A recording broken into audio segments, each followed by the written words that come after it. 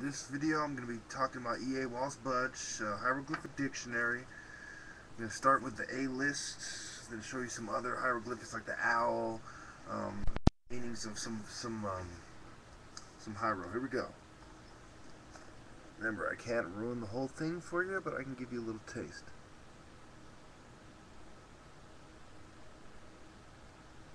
So to pray, to worship, to adore, entreat, praise, exalt, chant, right? And what do we have here?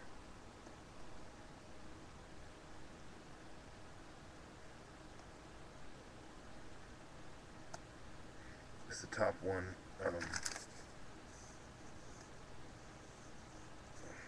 And this one right here that I'm pointing at. Okay. We go on. I'm going to give you now, it's from the heaven, earth, water section. I'm going to show you the shine, rise of luminary beings of light. All these hieros are important because they illustrate my point, and they illustrate my point about symbolism and symbols. And I'd love to show you more, like, I'll give you the winged solar disc. I mean, really, I'm giving you all the names of the books you need to get, and there's other books similar to like it. They're not hard to research what you need to research. I'm giving you the names of the subjects you need to really do what you got to do to verify what I'm saying is true if you don't believe what I'm saying. But chances are, if you got this far, then you know I'm somebody who's very devout and devoted to the truth. Now we go on to CXL page, and I'd like to direct your attention to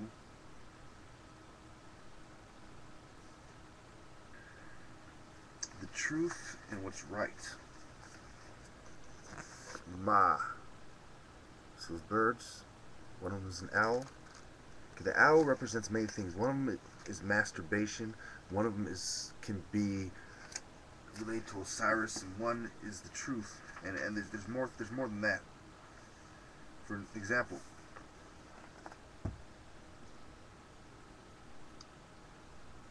as, like, or similar. And you see that same owl again.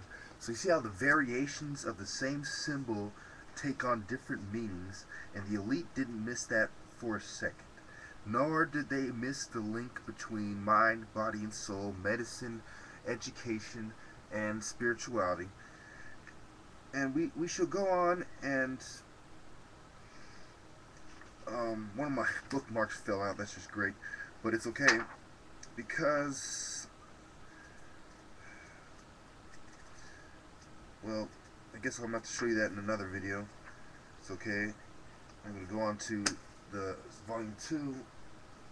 This one I was focusing on more for this presentation, and I read it probably a few more times than the other one. And we start with Seeker, Kenti, and Petchu.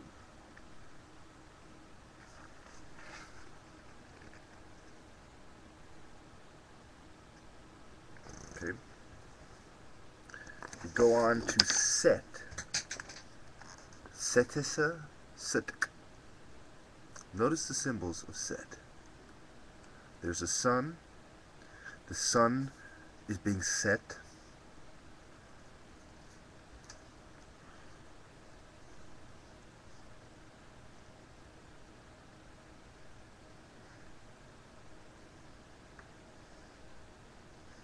So we go on. How am I doing for time? About halfway there, okay. I think I'll give you Sobek as well. Or that could have been one of my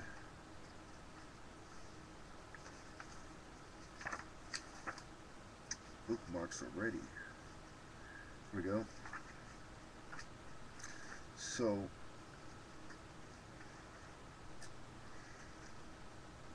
when we talk about symbols and symbolism and gods and the meaning behind the the symbols and where they came from and how long it took to make the hieroglyphics in the first place, you quickly come to the understanding that other people were developing their other languages and cultures separately. Now here is Sobek.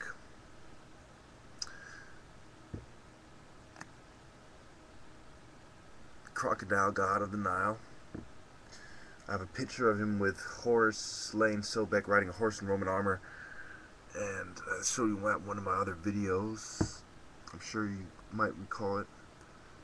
I'm sure you will see it if you go back. So hopefully you saw that Sobek. And one of the bookmarks I missed is a Berber. There was a symbol for a Berber district in Upper Egypt, which is actually the lower part of Egypt, but it is, what it shows is that the Berbers had their own part of town. They had their own little part of town. I would compare it to say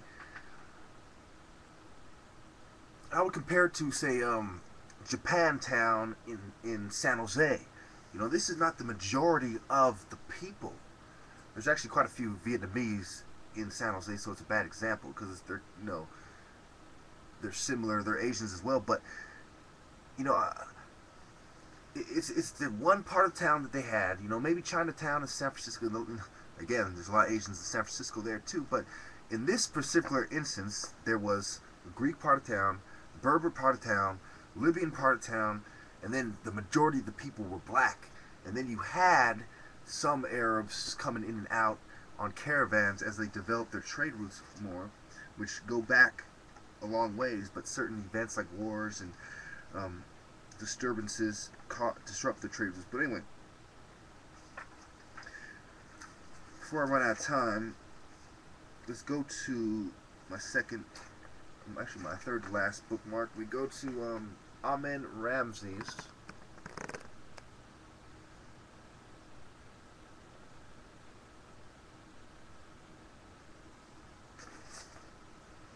We go to, okay, here we go. Here was the Berber what I was talking about.